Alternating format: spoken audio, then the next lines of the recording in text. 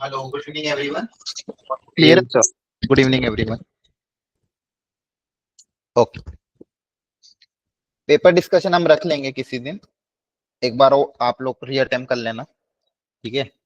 पहले थोड़ा सा सिलेबस हम आगे कवर अप कर लेते हैं ताकि अ, ये इस वीक के एंड तक हमारा ये वाला टॉपिक कवर अप हो जाए, ताकि आपके पास फिर असाइनमेंट मिल जाए आपको नेक्स्ट वीक तक। अ, हमको कोशिश करना है कि अगले 4 लेक्चर में, ये टॉपिक छोटा ही है, ज्यादा बड़ा नहीं, तो अगले 4 लेक्चर में आराम से टॉपिक हो जाएगा, ताकि इस वीक तक ये एप्लीकेशन ऑफ इंट्रीकल कवर हो जाएगा। फिर नेक्स्ट वीक हम डिफरेंशियल इक्वेशन स्टार्ट कर देंगे, और अक्टूबर एंड तक डिफरेंशियल इक्वेशन भी खत्म हो जाएगा। फिर नवंबर नवंबर में आपके पास फिर बचेगा क्या, वेक्टर 3D एंड प्रोबेबिलिटी। ठीक है, तो वो नवंबर के मंथ में वेक्टर 3D एंड प्रोबेबिलिटी आपका फिनिश हो जाएगा। ठीक है, तो हमको कोशिश करना है कि हमारा जो इंट्रीगल कैलकुलस है वो अक्टूबर एंड तक कवर अप हो जाए अच्छे से। और आप लोग भी कोशिश करो ज्यादा से ज्यादा क्वेश्चंस की प्रैक्टिस करने का। एक सजेशन आप लोगों के लिए, सबके लिए ये है कि है ना, अभी फिलहाल के लिए जिसको भी अगर सब्जेक्ट्स में डिफिकल्टी आ रही है, आपकी स्कोर्स वगैरह अगर कम आ रहे हैं, तो आप कोशिश करो ज्यादा से ज्यादा इजी लेवल पीवाईक्यू या इजी लेवल फंडामेंटल क्वेश्चंस की मैक्सिमम प्रैक्टिस करने की कोशिश करो। जितना आप इजी लेवल की प्रैक्टिस करोगे, आपका कॉन्सेप्ट स्ट्रांग होगा, कॉन्फिडेंस लेवल भी बढ़ेगा, और अल्टीमेटली जेई में भी हेल्प करेगा। क्लियर हो रहा है सबको? आपको जो भी वर्कशीट मिलती है, आपको जो भी पेपर मिलता है, आपको जो भी चीजें मिलती है, देखो जब भी हम पेपर अलग से करते हैं, चाहे ऑनलाइन करो या अवंती का पेपर करो, थोड़ा सा पेपर का लेवल अलग आता है, एक्चुअल जेई के रेप्लिकेट नहीं हो पाता है कभी कभी। टफनेस लेवल कभी ज्यादा हो जाता है, कभी कुछ क्वेश्चन ज्यादा रिपीट हो जाते हैं, ऐसा हो जाता है, ठीक है। लेकिन आपको उन सब के से बस यही बात ध्यान रखना है कि आपको कोशिश यही करना है कि कैसे भी करके इस पूरे पेपर में मैं इजी लेवल क्वेश्चन को पिकअप कर लूं। कल के मैथ्स के पेपर में भी आपके जो क्वेश्चन थे उसमें, ठीक है, पेपर का लेवल जैसा भी था टफ वगैरह, लेकिन आप लोगों को 4 क्वेश्चन पिकअप करना आना चाहिए था कि भाई इस पेपर में से 4 से 5 क्वेश्चन तो मैं कर ही सकता हूँ। ठीक है, उन 4 क्वेश्चन को ढंग से अटेम्प्ट करके उस पर एक्यूरेसी लेवल अपना अच्छा रख के आपको उसको ढंग से अटेम्प्ट करना चाहिए था। बहुत सारे क्वेश्चन थे ऐसे जो क्लास में जो जो कॉन्सेप्ट आपको कराए गए थे उससे थे। बहुत सारे क्वेश्चन टफ भी थे, बहुत सारे question medium level, higher medium level भी थे, लेकिन कुछ पोर्शन इजी पोर्शन भी था, और आपको उसी पे कंसंट्रेट करना है एक्चुअल जेईई एग्जाम में भी। ठीक है, तो इस बात का आपको थोड़ा ध्यान रखना है। और एक सजेशन है आप सबके लिए कि अब समय अपने पास 2 से ढाई महीने बचा है, और आपको सारी चीजें रिकैप भी करनी, सबको रिकॉल भी करना है, शॉर्ट नोट्स भी बनाने हैं। तो अभी फिलहाल जनवरी अटेम्प्ट के लिए मैक्सिमम प्रैक्टिस करो आपके फंडामेंटल्स पे, तीनों सब्जेक्ट में, कि एक बार आपका इजी लेवल अच्छे से ग्रिप हो जाए, फिर आप मीडियम लेवल पे जाओ। हार्डर लेवल और हायर मीडियम लेवल छोड़ सकते हो, कोई दिक्कत नहीं है। कैसे भी करके बस प्रैक्टिस अपना स्ट्रांग रखो। और दूसरी चीज, अब ये इतनी बार बताने के बाद भी अगर आप अभी भी पेपर में चीटिंग करके दे रहे हो, तो फिर कोई मतलब नहीं है, आपका सिलेक्शन नहीं होगा। आप लिख के रख लो, ठीक है। आपका सिलेक्शन हो ही नहीं पाएगा अगर आप अभी भी चीटिंग करके ही दोगे। क्लियर हो रही बात? बहुत सारे बच्चे को ऑलरेडी मैं देखा, रिपोर्ट मैंने उसमें दिख जाता है कि हाँ ये बच्चा सम चीटिंग करके, 2 बच्चे ईमानदारी से, जरा बहुत अच्छी बात है, आपको देना है, कंटिन्यू रखना उस चीज को। लेकिन कुछ बच्चे अभी भी ऐसे हैं जो गूगल से देख देख के हाई स्कोर कर रहे हैं, 150 नंबर, 180 नंबर, 190 नंबर ला रहे हैं। कहाँ से आ जाएंगे ऐसे पेपर में? ठीक है, आपको मान लो मैं किसी दिन अलग से मीटिंग में बुला के उसी पेपर के क्वेश्चन ओरली पूछूंगा, तो आप एक भी नहीं बता पाओगे। ये हम कर सकते हैं, ठीक है। तो अगली बार अगर ऐसा मुझे दिखा चीटिंग केस, मैं आपको आपके पेरेंट्स के साथ बिठा के वाइवा लूंगा, तीनों टीचर्स को रख के, फिर देखते हैं आप कितने क्वेश्चन आंसर कर पाते हैं। पता चलेगा भी फंडामेंटल भी आता है कि नहीं आता है, एनसीईआरटी लेवल भी आता है कि नहीं आता है। आप 180 170 नंबर अगर ला रहे हो, 150 150 नंबर से हाई क्रॉस कर रहे हो, तो आपका फंडामेंटल भी क्लियर है कि नहीं क्लियर है, वहां पे पिक्चर क्लियर हो जाएगी। इसलिए अब अगली बार कोई भी मुझे चीटिंग केस नहीं दिखना चाहिए। इतने टेस्ट हो चुके, अब थोड़े ही टेस्ट बाकी हैं। अब ये बच्चे कुछ टेस्ट भी अगर आप ऐसे ही गवा दोगे, तो फिर कोई फायदा ही नहीं निकलेगा, एक्चुअल एनालिसिस कभी आपको मिलेगा ही नहीं अपना। वो क्यों करते हो चीटिंग, किसके लिए कर रहे हो? एक्चुअल जे एग्जाम में तो यूं भी नहीं कर पाओगे ना, फिर वहां का रिजल्ट और यहाँ के रिजल्ट में जमीन आसमान का अंतर दिखेगा। इसलिए अपना पेपर ईमानदारी से दो, जितना भी आपको आता है, ठीक है। 1 मिनट में ग्रुप पे मैसेज करने दो ताकि सब लोग ज्वाइन कर लो।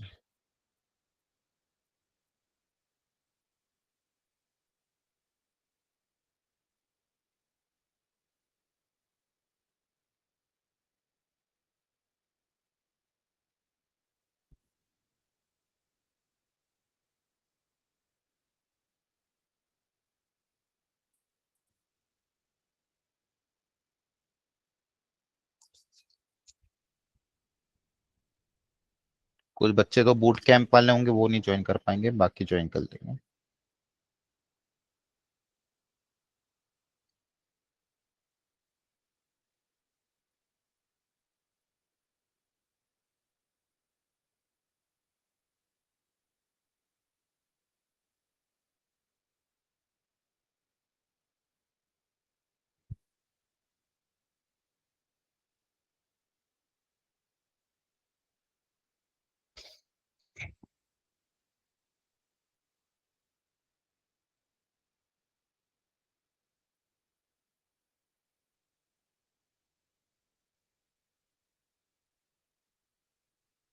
ठीक है, let's start with this topic, application of integration.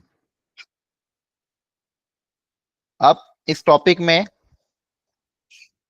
अब तक हमने ये डेफिनेट इंटीग्रेशन का कंटिन्यूएशन ही है। डेफिनेट इंटीग्रेशन में आपने एक चीज पढ़ी थी, कोई फंक्शन है एफ एक्स जिसका इंटीग्रेशन है मान लो कैपिटल एफ एक्स, इसको हम इंटीग्रेट करते ए से बी के बीच में, तो मुझे डेफिनेट इंटीग्रेशन का आंसर आता था f of b minus f of a. तो यहाँ से कोई ना कोई वैल्यू आ रही थी। अब ये जो वैल्यू है, ये वैल्यू क्या डिनोट करेगी, ये हमको अच्छे से समझना है। ये हमने ऑलरेडी आपको पहले भी बताया था कि अगर मैं एक ग्राफ ड्रॉ करूं एफ एक्स का, y equal to f x का, तो y equal to f x का ग्राफ हमने ड्रॉ किया और x बराबर ए, मान लो ये रहा x बराबर ए, x बराबर बी। ये जो एफ वाई डी एक्स या f x d x a to b, ये जो डिनोट करता है, क्या डिनोट करता है, ए से बी के बीच में ये जो एरिया आता है ये डिनोट करता है। ऐसा क्यों डिनोट होता है उसका भी हल्का लॉजिक मैं आपको बताऊंगा अभी। क्या डिनोट करता है, ये एरिया डिनोट करता है। अब हमको इसी चैप्टर में यही सब समझना है, प्रॉपरली इंटीग्रेट करना है और ये सारी चीजें करना है। अच्छा, इसके लिए आपको इनडेफिनेट इंटीग्रेशन के सारे फॉर्मूले बहुत अच्छे से याद होने चाहिए। अगेन, इनडेफिनेट इंटीग्रेशन के सारे फॉर्मूले अच्छे से पता होना चाहिए, तभी ये हो पाएगा। ये वाला चैप्टर और अगला chapter differential equation, quadratic, root quadratic, जैसे मान लो a square minus six square, इसका इंटीग्रेशन का फॉर्मूला, ठीक है। वन बाय क्वाड्रेटिक के फॉर्मूले, बाकी सारे फॉर्मूले आपको एल्जेब्रिक के खासकर अच्छे से याद होना चाहिए, तभी आप इंटीग्रेट कर पाओगे और आंसर निकल पाएगा। ठीक है, तो फॉर्मूला अगर याद नहीं है तो आप याद करना पड़ेंगे। अब एरिया अंडर कर्व में वेटेज एक क्वेश्चन आता है इससे, जनरली इनइक्वालिटी पे या डायरेक्ट बेस क्वेश्चन आ जाते हैं, तो ये एक इजी स्कोरिंग चैप्टर है आपके लिए। अगर इंटीग्रेशन के फॉर्मूले पता है, फंडामेंटल इंटीग्रेशन पता है, तो आप इस चैप्टर में स्कोर कर सकते हो। इवन दो लास्ट ईयर कुछ बच्चों ने ऐसा भी फीडबैक दिया था कि सर हमने एरिया अंडर कर किसी एनसीईआरटी और एनसीईआरटी के एग्जाम्पलर और थोड़े बहुत इजी लेवल पीवाईक्यू करके गए थे, तो उससे हमारा क्वेश्चन बन गया था। मैक्सिमम ये फीडबैक आता है, तो ये चैप्टर आपके लिए स्कोरिंग चैप्टर हो सकता है। अगर आपने थोड़ी बहुत भी प्रैक्टिस कर ली तो आपके 4 नंबर इस चैप्टर से फिक्स हो जाएंगे। अब इस चैप्टर में है क्या, इसको समझते हैं अच्छे से। देखो होता क्या है कि मान लो मैं कोई कर्व ड्रॉ कर रहा हूं, ये y equal to f x से मान लो, समझना इस कॉन्सेप्ट को समझना अच्छे से। ये कोई कर्व है मान लो, अब इस कर्व का मुझे एरिया पता करना था किसी एक इंटरवल के बीच में, x बराबर a से लेके x बराबर b के बीच में। तो ये बात निकली, अब कैसे इसका एरिया निकाला जाए। जब स्टार्टिंग में ये प्रॉब्लम आई कि कर्व पाते, अगर रेक्टेंगल होता, ट्रेपेजियम होता, रोम्बस होता, क्वाड्रिलेटरल भी होता, तो उसका एरिया मेरे पास निकाल सकता हूं। मेरे पास बहुत सारे फॉर्मूले हैं ट्राइंगल से रिलेटेड, लेकिन ये कर्वीलिनियर पाथ का एरिया कैसे निकालो, ये एक्स एक्स के साथ ये कितना एरिया बना रहा है, ये कैसे हम पता करें, ये क्वेश्चन आया। तो उन्होंने क्या बोला, एक काम करते हैं, हम इस एरिया को छोटे छोटे रेक्टेंगल्स में डिवाइड कर देते हैं। ये रेक्टेंगल इतने छोटे हैं कि जो ऊपर का कर्व है उसको आप as a straight line treat कर सकते हो। मतलब नीचे तो देखो स्ट्रेट लाइन ही है, यहाँ पे तो कर्वीलिनियर दिख रहा है आपको। इसकी विड्थ इतनी स्मॉल लो, मतलब ये जो विड्थ है एच, आपने क्या करा है, इसे बहुत सारे रेक्टेंगल कंसिडर किए एच विड्थ के। अच्छा, एक चीज और मैं बता दूं आपको, डेफिनेट इंटीग्रेशन में अभी भी हमको और पीवाईक्यू प्रैक्टिस करना है। ठीक है, एक दो वेराइटी, एक आध वेराइटी और है जो मुझे करवानी थी आपको, लेकिन अब समय नहीं मिल पाया। टाइम जब भी मिलेगा मैं आपकी एक्स्ट्रा क्लास लेके डेफिनेट इंटीग्रेशन के पीवाईक्यू की अलग से क्लास लूंगा, ठीक है। अभी फिलहाल मुझे टारगेट अपने का था कि एक इस वीक तक ये टॉपिक कंप्लीट हो जाए, इसलिए फिर मैंने ये ले लिया। हम एक अलग से और क्लास लेंगे जिसमें डेफिनेट इंटीग्रेशन के थोड़े और पीवाईक्यू की प्रैक्टिस करेंगे। तो उन्होंने क्या बोला, एक काम करते हैं, ऐसे ए से बी के बीच में बहुत सारे रेक्टेंगल कंसिडर कर लेते हैं। उन सारे रेक्टेंगल में ये जो विड्थ लेंगे अपन, ये बहुत स्मॉल लेंगे, टेंडिंग टुवर्ड्स जीरो। क्या लेंगे? टेंडिंग टुवर्ड्स जीरो, ताकि जो ऑलमोस्ट जो कर्ली इन पार इसको अपन एज अ रेक्टेंगल ट्रीट कर सके। और इन सारे रेक्टेंगल का एरिया अगर मैं आपस में ऐड कर दूंगा तो मुझे इस कर्व का एरिया मिल जाएगा, है ना। उन्होंने क्या बोला, ये ऐसे बहुत सारे इनफाइनाइट रेक्टेंगल आप कंसीडर कर लो, सच दैट ये जो विड्थ है ये बहुत कम होनी चाहिए। नंबर ऑफ रेक्टेंगल किसमें बहुत सारे हैं, बहुत लार्ज नंबर, और ये विड्थ बहुत छोटी हो। उन सारे रेक्टेंगल का एरिया अगर अपन एक एक सारे रेक्टेंगल का एरिया निकाल के ऐड कर देंगे तो लगभग मुझे इस कर्व का एरिया मिल जाएगा, ठीक है। तो उन्होंने बोला कैसे इसको करें, तो इसमें लिमिट का कॉन्सेप्ट तो यूज हुआ ही of course, limit h tends to zero या फिर limit n tends to infinity, n मतलब number of rectangle, n tends to infinity से इनफाइनाइट रेक्टेंगल को ऐड कर दिया। क्या कर दिया? ऐड। अब ऐड करना मतलब इंटीग्रेशन, इंटीग्रेट करना मतलब क्या था? एडिशन ही। ऐसे सारे रेक्टेंगल को इकट्ठा करके ऐड करना मतलब इंटीग्रेशन का प्रोसेस होता है। तो अब क्या किया गया, सबसे पहले मान लो कोई भी एक जनरल रेक्टेंगल लेते, अब ये जो कर्व है ये क्या है? y equal to f x है ना। अब यहाँ पे पूरे कर्व में अलग अलग पॉइंट के लिए, ये जितने पॉइंट है इन सब पॉइंट के लिए आपकी y की लेंथ सबकी अलग अलग है। यहाँ पे मान लो कुछ y होगा, यहाँ पे कुछ y होगा, सबके लिए कर्व की y की लेंथ क्या हो रही है? धीरे हर पॉइंट के लिए y की लेंथ चेंज होती जा रही है। तो मैंने एक पॉइंट एक जनरल कंसीडर कर लिया, मान लो ये आपकी लेंथ है y, और ये जो small length along the x axis है इसको हमने कंसीडर कर लिया dx। Small length along the x axis को क्या कंसीडर कर लिया? dx, ठीक है। एक रेक्टेंगल मैंने कंसीडर किया जिसकी जनरल लेंथ y मान ली, y एक्सिस के अलोंग लेंथ y मान ली, और small length along x axis को dx का मतलब ये होता है स्मॉल लेंथ। ये जो dx होता है ये सिंबल इसीलिए यूज कर सकता है, small length along x axis. अब इस छोटे से रेक्टेंगल का एरिया कितना हो जाएगा? लेंथ इंटू विड्थ मतलब y इंटू dx हो जाएगा, है ना। इस छोटे से रेक्टेंगल का एरिया कितना हो जाएगा? y dx। उन्होंने बोला कि ऐसे सारे रेक्टेंगल को ऐड कर दो, ऐड कर दो मतलब इंटीग्रेट कर दो, ऐड कर दो मतलब इंटीग्रेट करो, कहां से कहां तक? ए से लेके बी के बीच में। तो कहां से कहां तक? ए से लेके बी के बीच में। तो ऐड करके ए से बीच में सारे रेक्टेंगल का ऐड कर दोगे तो आपको क्या मिल जाएगा? एरिया। आपको क्या मिल जाएगा? Area bounded by curve with y axis, with x axis, between a and b, ठीक है। ये जो एरिया मुझे ए से बी के बीच में पूरा एरिया मुझे ये दे देगा। तो मेरा फंडामेंटल फॉर्मूला क्या है? y into D x. क्या है? y into D x. अच्छा, अब ये देखो, ये यहाँ पे ध्यान क्या रखना है, हम कोई भी पॉइंट का कोई भी पॉइंट का जब हम y कोऑर्डिनेट मेजर करते हैं तो डिस्टेंस इज कोई भी पॉइंट का y कोऑर्डिनेट का मतलब क्या है? Distance of that point from the x axis. x axis से ये लेंथ होती है y, तो हमने डिस्टेंस कहां से मेजर किया? x एक्सिस से किया, ठीक है, ध्यान रखना है। तो एक तो ये तरीका था कि अगर ऐसा कर्व है तो ये बना दो। एक वेराइटी और आती कर्व की। अब मैं देखो क्या कर रहा हूँ, पूरा चैप्टर समराइज कर रहा हूँ एक ही बार में, तो थोड़ा थ्योरी हल्की सी लेंदी चलेगी, फिर हम क्वेश्चन पे जंप करेंगे। क्वेश्चन की वेराइटी भी हम करेंगे, लेकिन पहले थोड़ी थ्योरी में आपको समझा रहा हूँ एक ही बार। अब दूसरा केस क्या आ सकता था कि मान लो कभी कभी कर्व ऐसे आते हैं, मान लो कि वो जिसमें y कोऑर्डिनेट्स के अलोंग कर्व हो, मान लो ऐसा कुछ दे दिया, ठीक है। और आपको बोला गया है कुछ दो y कोऑर्डिनेट के बीच में इसका एरिया पता करो, y इक्वल टू सी से लेके y इक्वल टू डी। अब यहाँ पे मुझे ये वाला एरिया निकालना है, तो इस एरिया को निकालने के लिए जैसे ऊपर में हमने ली थी इस वर्टिकल, इसको बोलते हैं वर्टिकल स्ट्रिप। ये जो हमने स्ट्रिप ली इसको क्या बोलते हैं? Vertical strip. और यहाँ के लिए मैं ले रहा हूँ हॉरिजॉन्टल स्ट्रिप। वैसे सारे रेक्टेंगल ऐसे बहुत सारे, अब देखो यहाँ पे डायग्राम को दिखाने के लिए रेक्टेंगल की साइज बड़ी बनी है, पर एक्चुअल में बहुत छोटा सा रेक्टेंगल होगा, लेकिन बस यहाँ पे आपको विजुअलाइज करने के लिए रेक्टेंगल की साइज बड़ी बनी। अब यहाँ पे भी इस पॉइंट का एक्स कोऑर्डिनेट मतलब क्या? y एक्सिस से डिस्टेंस, तो y एक्सिस से इसका डिस्टेंस अपन मान लेते हैं x। किसी पॉइंट का y एक्सिस से डिस्टेंस क्या मान जाएगा? x। Small length along y axis को हम बोलेंगे क्या? dy। Small length along y axis को क्या बोलेंगे, dy। तो वापिस इस छोटे से रेक्टेंगल का एरिया कितना हो जाएगा, लेंथ इंटू विड्थ, मतलब x इंटू dy। ऐसे सारे रेक्टेंगल को ऐड करना मतलब इंटीग्रेट करना, कहां से कहां तक, c से d तक। तो मुझे वापस क्या मिल जाएगा, एरिया मिल जाएगा। मुझे वापस क्या मिल जाएगा, ये कर्व का एरिया मिल जाएगा।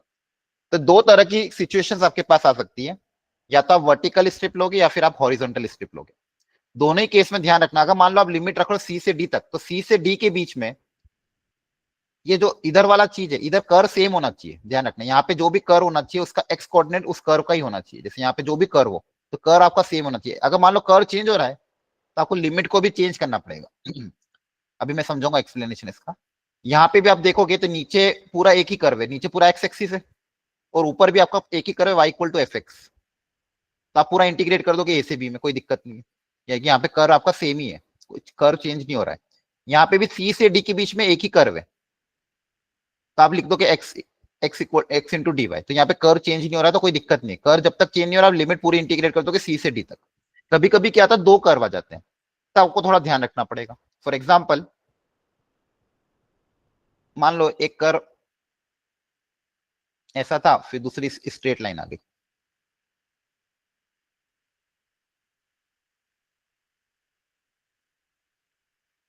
ठीक है।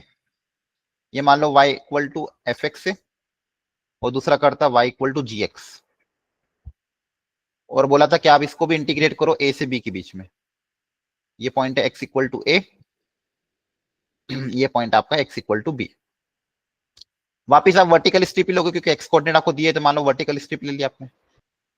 तो वर्टिकल स्ट्रिप लोगे तो फॉर्मूला क्या बन जाएगा, वाई डी एक्स। फॉर्मूला क्या बनेगा, integration of y d x from a to b. तो मुझे ये पूरा एरिया मिल जाएगा। अब प्रॉब्लम क्या है, ए से लेके बी तक, यहां तक तो ठीक है, यहां तक तो कर आपका एक कोई ना कोई है, यहां तक तो कर सेम चल रहा है। लेकिन इसके बाद वाई की वैल्यू क्या हो रही, चेंज हो रही है। मतलब कर आपका चेंज हो रहा है, मतलब वाई क्या हो रहा है, चेंज हो रहा है। तो आपकी अपनी लिमिट को भी आपको ब्रेक करना पड़ेगा इस पॉइंट के अबाउट। तो आपको क्या करना पड़ेगा, पहले ए से सी इंटीग्रेशन होगा, फिर सी से बी इंटीग्रेशन होगा। पहले ए से सी करोगे वाई डी एक्स, फिर सी से बी करोगे वाई डी एक्स। यहाँ पे इस वाले कर्व का वाई लिखोगे, यहाँ पे इस वाले कर्व का वाई लिखोगे। यहाँ पे जो भी इस कर्व का वाई की वैल्यू है वो लिखोगे, और सब कुछ एक्स के, देखो इंटीग्रेशन एक्स के टर्म्स में हो रहा है, तो सब कुछ एक्स के टर्म्स में ही लिख देंगे, और एक्स के टर्म्स में इंटीग्रेट करके फिर आंसर निकाल लेंगे, upper limit minus lower limit. आप लोगों को समझ में आ रहा है चल क्या रहा है? सर ये कर्व हाँ बोलो। सर ये कर्व चेंज होने वाले एक बार दोबारा समझा दो। हाँ, ये भी मैं एग्जांपल लूंगा। बाकी यहाँ तक थोड़ा फंडामेंटल समझ आ कि वर्टिकल स्ट्रिप क्या होती है, हॉरिजॉन्टल स्ट्रिप क्या होती यस सर। है ना। कभी कभी अगर एक्स कोऑर्डिनेट देंगे तो वर्टिकल स्ट्रिप लेंगे, वाई कोऑर्डिनेट देंगे तो हॉरिजॉन्टल स्ट्रिप लेंगे। और ये कर्व चेंजिंग वाली बात नहीं मैं समझाता हूँ। जैसे कभी कभी क्या होगा कि आपको दो कर्व दे देंगे, एक कर्व ये मान लो y equal to sine x है, और दूसरा कर्व था y equal to x plus three. तो आपको इंटीग्रेट करना पड़ेगा, तो पहले a से c तक y equal to sine x का इंटीग्रेशन करोगे तो ये वाला एरिया मिल जाएगा। फिर c से b में y equal to x plus three का करोगे तो ये वाला एरिया मिल जाएगा। आपको डायरेक्ट नहीं करना है, अगर दो कर्व है तो दो बार तोड़ के करना है, ठीक है। क्लियर है? Okay sir. हाँ।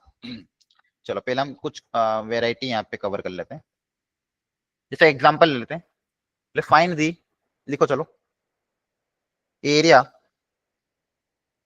बाउंडेड बाय द कर्व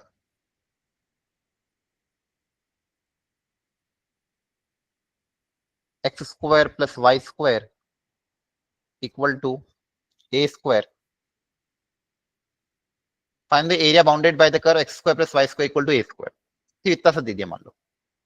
ठीक है, तो अपन पहले देख लेते कर्व है क्या। तो बताओ क्या है कर्व, कौन सा है, जल्दी बताओ। Circle. Circle, centre, origin, radius a. Circle. हाँ है ना, बोलो। Yes yes sir. अब ऐसे तो मुझे सर्कल के एरिया पता है, कोई दिक्कत नहीं है, पाई आर स्क्वायर होता है, तो पाई ए स्क्वायर आएगा आंसर। लेकिन एक बार खुद से जस्टिफाई कर लेते हैं कि जो आंसर आएगा सही आएगा कि नहीं आएगा। तो अब देखो यहाँ पे जो पूरा सर्कल है चार हिस्सों में डिवाइड हो गया, ठीक है। सबसे पहले मैं क्या कर रहा हूं, हम ये बोल रहे हैं कि अगर आप फर्स्ट क्वाड्रेंट का एरिया निकाल लो और फिर इसको चार गुना से मल्टीप्लाई कर दो तो आपका ओवरऑल आंसर आ जाएगा। तो हम पहले फर्स्ट क्वाड्रेंट का एरिया निकाल रहे हैं, ये वाला, और फिर चार से क्या कर देंगे, मल्टीप्लाई कर देंगे। तो इस एरिया को निकालने के लिए वापस मैं वर्टिकल स्ट्रिप का सिलेक्शन कर रहा हूँ कि वर्टिकल स्ट्रिप ले ली। वर्टिकल स्ट्रिप क्या हो जाएगा, वाई डी एक्स। इस छोटी सी स्ट्रिप का एरिया कितना आएगा, वाई इंटू डी एक्स। और इस क्वाड्रेंट का अगर एरिया निकालना है तो मुझे इंटीग्रेट करना पड़ेगा कहां से कहां तक, जीरो से लेके ए तक, हाँ है ना, सही है। जीरो से ए में इंटीग्रेट करना पड़ेगा तो इस क्वाड्रेंट का एरिया आ जाएगा मेरे पास, बोलो समझ में आ रहा है। Yes sir. अब y की वैल्यू निकाल, अब y की वैल्यू कर्व से निकालो वापस से। y की वैल्यू x के टर्म्स में कितनी आएगी बताओ, under root of a square a minus square minus x square under root. Very good dx। अब इसका फॉर्मूला बताओ, integration of a square minus x square का फॉर्मूला क्या था। अब देखो फॉर्मूले सर पता एक्स होना, by two sine inverse x by two एक under root a square minus x square plus a square by two sine inverse x square. हाँ very good, plus a square by two sine inverse x by. अब यहाँ पे ये formula पता होना चाहिए तभी कर पाओगे। तो ये इसका इंटीग्रेशन है, लिमिट कहां से कहां तक है, जीरो टू ए। अब upper limit minus lower limit करेंगे, अपर लिमिट जैसे ही रखोगे, देखो यहाँ पे ए रखोगे, a square minus a square zero हो जाएगा। यहाँ पे ए रखोगे तो कितना आएगा, a square by two sine inverse a by a that is 1, minus lower limit, lower limit में दोनों जगह एक्स को जीरो रखोगे तो आंसर क्या आएगा, जीरो। क्लियर है ना। Yes A square by two sine inverse 1 की वैल्यू कितनी होती है, पाई बाई टू।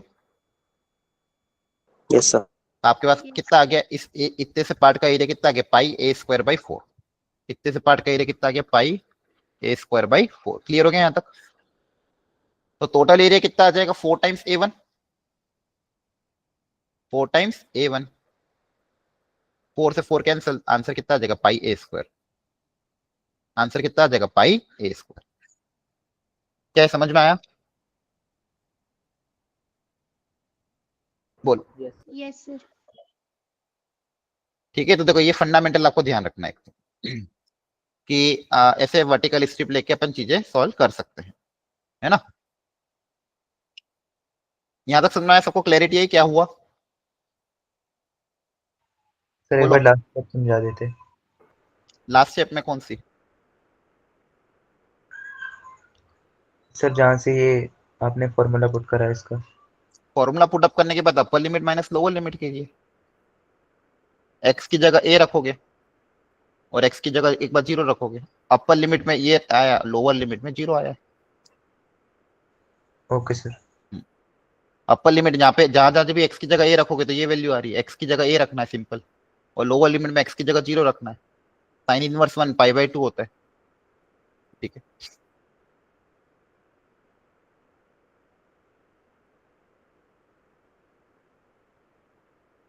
अब जैसे ये है, area bounded by the curve, पढ़ लो एक बार, y square equal to 4ax plus 1 and the x axis from 0 to 4। अब ध्यान से सीखो, आपको पता है y square equal to 4ax, ये एक स्टैंडर्ड पैराबोला होता है, ऐसा होता है, हाँ है ना। Yes sir. और मैंने आपको थोड़ी दिन पहले ही बताया था कि अगर इसको, इसका ओरिजिन, वर्टेक्स कहाँ पे, ओरिजिन पे है। अगर इसकी वर्टेक्स को शिफ्ट कर दे अपन h कोमा k पे, वर्टेक्स अगर h कोमा k पे आ जाए तो कर्व में क्या चेंज आएगा, y की जगह क्या आ जाएगा, y माइनस के, और x की जगह क्या आ जाएगा, x माइनस एच, हाँ है ना। ये चेंज आ जाते हैं, बोलो। सर। वर्टेक्स अगर शिफ्ट हो जाता है h कोमा k पे तो y की जगह आ जाएगा y माइनस के, x की जगह आ जाएगा x माइनस। अब यहाँ पे कर्व क्या आ रहा है, y square equal to 4 times x plus 1। तो आपका वर्टेक्स कहाँ पे शिफ्ट हुआ है, x कोऑर्डिनेट कहाँ पे, देखो y mine x minus h होता है, -1। x कोऑर्डिनेट कितना है, -1, और y कोऑर्डिनेट कितना है, 0। तो -1 कोमा 0 है ना, x माइनस h और y माइनस 0। क्लियर है, सबको समझ में आ रहा है, बोलो। Yes sir. नहीं समझ में आ रहा तो वापस समझाऊं, सर वर्टेक्स एक बार रिपीट कर दो। ये जो होता है x minus h y minus k होता है। अगर कोऑर्डिनेट अगर वर्टेक्स शिफ्ट करते हैं तो x की जगह रिप्लेस होता है x माइनस एच, y की जगह रिप्लेस होता है y माइनस के। तो यहाँ पे आपके पास इक्वेशन क्या थी, Y square equal to 4ax+1। तो ये क्या है, वाई माइनस 0 का whole square equal to 4x -1। तो x के साथ क्या दिया हुआ है, -1, और y के साथ क्या दिया हुआ है, 0। तो आपका वर्टेक्स क्या होगा, -1, 0। क्लियर है। Yes sir. तो वर्टेक्स -1, 0 पे है, तो यहाँ पे आ जाएगा।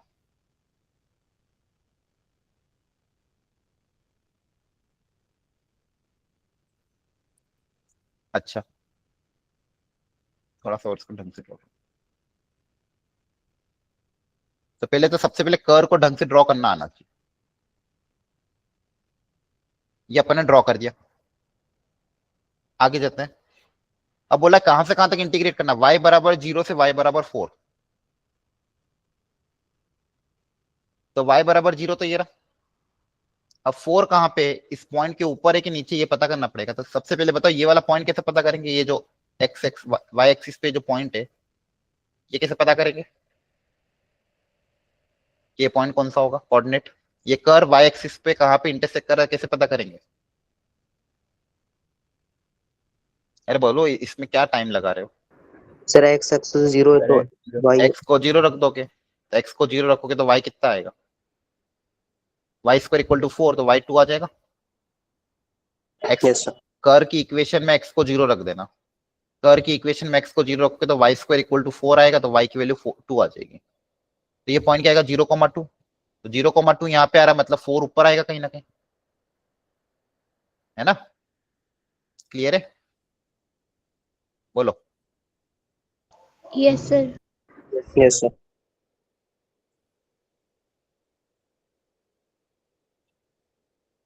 ठीक है, तो 4 यहाँ पे आ गया था 4।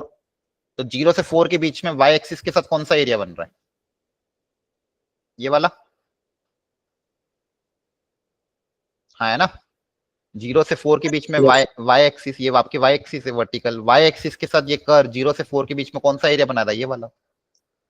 अब हॉरिजॉन्टल स्ट्रिप लेंगे कि वर्टिकल, हॉरिजॉन्टली लेंगे, वाई की वैल्यू गिवन है तो, हाँ है ना। yes क्या लोगे, हॉरिजॉन्टल स्ट्रिप। हॉरिजॉन्टल स्ट्रिप के लिए क्या होता है formula, x d y. Horizontal strip का फॉर्मूला क्या होता है, एक्स इंटू डी वाई, क्योंकि एक्स के along x d y. Integrate कहां से करना है, वाई की वैल्यू कहां से कहां तक इंटीग्रेट करना है, 0 से लेके 4। अब देखो, अब ध्यान से 0 से 4 के बीच में कर आपका सेम ही है, तो कर चेंज नहीं हो रहा है, तो एक ही कर को इंटीग्रेट, तो डायरेक्ट इंटीग्रेट कर देंगे हम 0 से 4 तक एक्स डी वाई को। अब यहाँ से एक्स निकालना, एक्स की वैल्यू कितनी आ जाएगी। अब एक्स की वैल्यू कर से आपको पुटअप करनी पड़ेगी, तो एक्स कैसे निकलेगा, 4 उधर जाके डिवाइड होगा, 1 उधर जाके माइनस हो जाएगा, ये एक्स आ जाएगा, हाँ है ना। यस। अब इसको सिंपली इंटीग्रेट करना है, upper limit minus lower limit करोगे तो आंसर आ जाएगा। समझ में आ रहा है। इसके लिए थोड़ी कर्व ट्रेसिंग और फंडामेंटल कर्व कैसे प्लॉट करते हैं वो फंडामेंटल आना चाहिए हल्का हल्का। कर्व ट्रेसिंग के लिए थोड़ा बहुत एप्लीकेशन इंक्रीजिंग डिक्रीजिंग का भी हेल्प ले सकते हो कभी कभी, किसी किसी केस में, कि अगर डिफरेंशिएशन पॉजिटिव तो कर्व इंक्रीज कर रहा होगा, डिफरेंशिएशन नेगेटिव है कर्व डिक्रीज करता है। डबल डिफरेंशिएशन पॉजिटिव है तो concave up, double differentiation negative है तो कॉन्केव डाउन। कुछ स्टैंडर्ड कर्व होते हैं, उनके ग्राफ पता होना चाहिए। स्टैंडर्ड कर्व अगर किसी पे पॉइंट पे शिफ्ट हो रहे हैं, वर्टेक्स उनकी शिफ्ट हो रही है, तो कर्व की इक्वेशन में क्या चेंज आता है, एक्स की जगह रिप्लेस होता है एक्स माइनस एच, वाई की जगह रिप्लेस होता है वाई माइनस के। तो कर्व आपका वहां पे शिफ्ट हो जाता है। एक बार कर्व प्लॉट कर लिया, फिर आपको देखना है कहां से कहां तक इसको इंटीग्रेट करना है। ठीक है, समझ में आ रहा है। ठीक है, यस सर। जैसे ये एक और क्वेश्चन है कि find the area bounded by the curve y square equal to 9x। अब ये तो स्टैंडर्ड है, इसमें तो कोई दिक्कत ही नहीं है, इसका वर्टेक्स ओरिजिन ही है। वर्टेक्स क्या है, ओरिजिन। तो ये आपका कर्व हो गया y square equal to 9x, bounded by the curve y equal to from x equal to 1 to x equal to 4 and the x axis. तो 1 से 4 के बीच में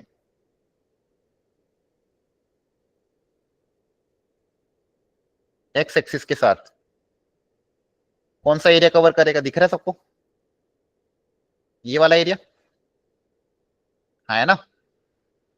क्लियर है। अब यहाँ पे कौन सी स्ट्रिप लेंगे, वर्टिकल के horizontal? Vertical. Vertical. Vertical. Sir हाँ बोलो। सर एक बार लास्ट क्वेश्चन स्लाइड दिखाएं, कुछ पूछना है। एक मिनट, इसको पहले कंप्लीट कर लेते हैं। यहाँ पे क्या लोगे, वर्टिकल स्ट्रिप, तो ये हो जाएगा वाई डी एक्स। क्लियर है? बोलो। Yes sir. Yes sir. वो कहां से कहां तक इंटीग्रेट करो, एक्स की वैल्यू 1 से 4 तक। कहां से कहां तक इंटीग्रेट करोगे, 1 से लेके 4 तक। अब वाई वाई कैसे निकलेगा, वापस कर्व से देखो, वाई की वैल्यू क्या आएगी, स्क्वायर उधर जाके रूट हो जाएगा। हाँ है ना? Yes sir. तो पूरा पूरा इंटीग्रेशन एक्स के टर्म्स में आ चुका है।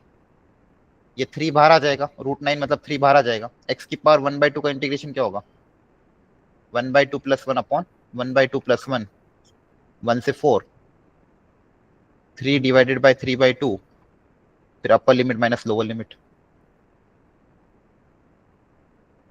क्लियर है? ये डेफिनेट इंटीग्रेशन तो करना आता है ना, upper limit minus lower limit करना। Yes. आया ना? सर। डेफिनेट इंटीग्रेशन तो आना ही चाहिए। अब वो भी नहीं आएगा तो फिर तो अपन कुछ भी नहीं कर पाएंगे, फिर तो चैप्टर कंप्लीट ही नहीं होगा। तो एनसीईआरटी प्रैक्टिस करना। तो देखो ये एक फंडामेंटल क्वेश्चन था। क्लियर हुआ? सर वो क्वेश्चन हाँ वो वाला क्वेश्चन दिखा रहा हूँ, एक से कहाँ गया वो, हाँ बस। सर इसमें 0 से 4 y²/4 - 1 से पूरा एरिया निकल जाएगा, ये ऊपर वाला भी और ये नीचे वाला भी। हाँ हाँ, क्योंकि अपन इंटीग्रेट 0 से तो 4 कर रहे हैं ना। तो सर ये हमें बीच वाले जो पॉइंट है 0,2, तो मतलब वो तो हमने बस निकाला है, उसकी जरूरत कुछ पड़ी नहीं ना। हाँ उसकी जरूरत वो बस इसलिए निकाला था कि मुझे बस ये देखना था कि 4 ऊपर आएगा कि नीचे आएगा। उसकी जरूरत नहीं पड़ी ओके। खैर। बस इसको ओके बस सर। डायग्राम में डिनोट करने के लिए बस पता करना था भी 4 कहाँ पे आ रहा ओके। है। हाँ। यहाँ तक सुनना है सबको, थोड़ा थोड़ा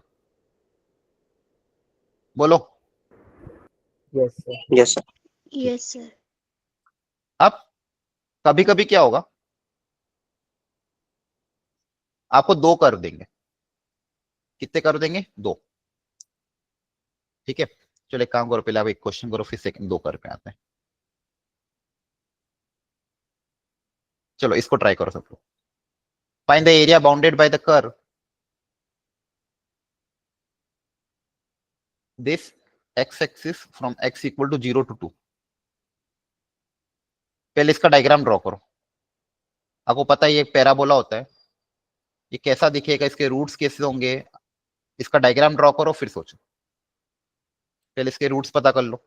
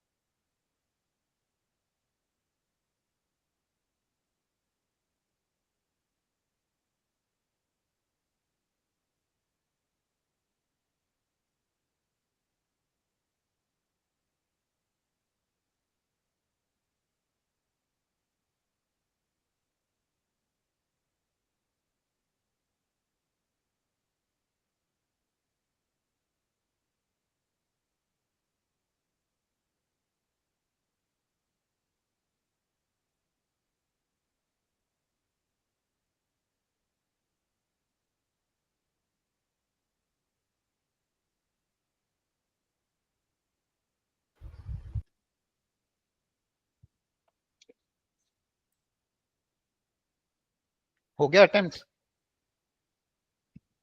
हो जाए तो बता दिया करो, बैठे मत रहा करो ताकि आगे बढ़े अपन, ठीक है? मुझे लगा आप अटेम्प्ट करते रहते हो। इसके रूट्स क्या आ रहे क्वाड्रेटिक के? Sir 1 and 2। 1 and 2 ऐसा कर होगा।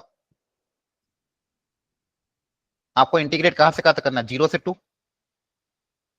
तो 0 से 2 के बीच में एक्स एक्सिस के साथ कौन सा एरिया आएगा? ये वाला, हाँ है ना? बोलो, क्लियर है? अब देखो यहाँ पे एक चीज होगी, क्या मैं डायरेक्टली 0 से 2 इंटीग्रेट कर सकता हूँ क्या? सर हाँ बोलो। सर हम 0 से 1 वाला एरिया क्यों ले रहे हैं? क्यों? वो सर कर्व हम एक्स एक्स तो वो एक्सिस एक्स के ओके साथ एक्स के साथ एरिया बना रहा है ना, कर्व के नीचे एक्स के साथ एरिया दिख तो रहा है। ओके सर वो 0 से 2 गिवन है, मेरे को लगा सर 1 से 2 है। नहीं नहीं, क्लियर है? Yes sir. अच्छा, तो अब मुझे बताओ, क्या मैं डायरेक्टली 0 से 2 वाई डीएक्स कर सकता हूँ क्या? No sir. नो क्यों? सर। क्या कारण सर है? एक जगह सर एरिया फिजिक्स एक एरिया है। नीचे आ रहा है ना, एक ऊपर आ रहा है। तो क्या हो गया, उससे होगा क्या? सर एक जगह पर स्ट्रेट लाइन आ रही है और एक जगह पर कर्व आ रहा है हमारा। अरे नहीं नहीं, स्ट्रेट लाइन नहीं, पूरा ही कर्व है वो तो। वो तो डायग्राम में दिखे सारा, पैरा बोला तो पूरा ही कर्व होता है। कारण समझाओ।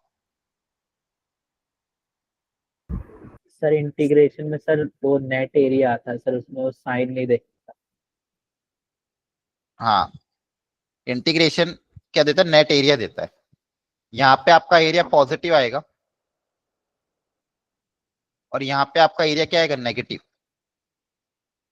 मतलब basically area, sorry area negative आएगा। यहाँ पे इंटीग्रेशन आपका पॉजिटिव आएगा, यहाँ पे इंटीग्रेशन का पार्ट क्या आएगा? नेगेटिव। जब ऐड करोगे तो प्लस माइनस कैंसिल हो जाएगी, मतलब चीजें वैसी हो जाएगी। एरिया में आपको पॉजिटिव चाहिए, तो यहाँ पे आपका इंटीग्रेशन का पार्ट क्या आएगा? पॉजिटिव आएगा। और यहाँ पे आपका इंटीग्रेशन क्या आएगा? नेगेटिव आएगा। ठीक है, तो अगर आप ओवरऑल इंटीग्रेट करोगे तो चीजें कम हो जाएगी। जैसे आपको मैंने पहले भी समझाया था, जैसे y equal to sine x का इंटीग्रेशन करते 0 से 2 पाई में। अगर आप 0 से 2 पाई साइन एक्स का इंटीग्रेशन करोगे तो देखो इसका इंटीग्रेशन क्या होगा? Minus cos x. Upper limit minus lower limit करोगे तो आंसर कितना आएगा? 0। तो डेफिनेट इंटीग्रेशन का आंसर 0 आ रहा है, पर क्या एरिया अंडर कर्व भी 0 होता है? बोलो। No sir. नहीं, एरिया तो आपको आता ही है 0 से 2 पाई में, लेकिन डेफिनेट इंटीग्रेशन का आंसर कितना आ रहा है? 0 आ रहा है। लेकिन एरिया कितना आता है? आपको मैं बताया था, इसका एरिया 2 आता है, इसका एरिया भी 2 आता है, तो टोटल एरिया कितना आएगा? 4। हाँ है ना? एरिया तो 4 आएगा, लेकिन डेफिनेट इंटीग्रेशन से आंसर कितना आ रहा है? 0। 0 क्यों आ रहा था? क्योंकि इस पार्ट का इंटीग्रेशन 2 आएगा और इस पार्ट का इंटीग्रेशन -2 आएगा, तो ओवरऑल आंसर 0 आ जाएगा। तो जब भी हम एरिया निकालेंगे तो हमें पॉजिटिव पार्ट में तो कोई दिक्कत नहीं है, लेकिन नेगेटिव पार्ट का जब एरिया निकालेंगे तो मॉड लगाना पड़ेगा। क्या लगाना पड़ेगा? मॉड। हाँ है ना? Yes sir. क्लियर है? क्या लगाना पड़ेगा? मॉड लगाना। ये बात हमको ध्यान रखनी है। क्लियर? तो अब मुझे क्या करना पड़ेगा? पहले 0 से 1 इंटीग्रेट करूंगा मैं, x² - 3x + 2, और फिर 1 से 2 इंटीग्रेट करूंगा मॉड लगा के।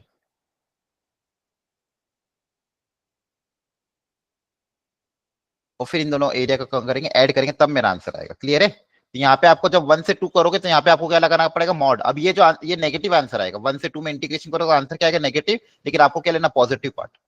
आपको क्या लेना? Positive part. क्लियर हो गया? बोलो, यस। कितना आंसर आ रहा है? 1 आ रहा है? सब यही किया था आप लोगों ने पर? Yes sir. ठीक है, इसका आंसर 1 आएगा, देख लेना। मतलब मुझे आंसर नहीं पता, लेकिन आप लोगों ने किया है तो हो सकता है 1 ही आए।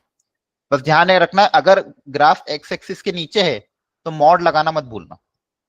ठीक है, चलो यहाँ पे लिख भी देता हूं मैं।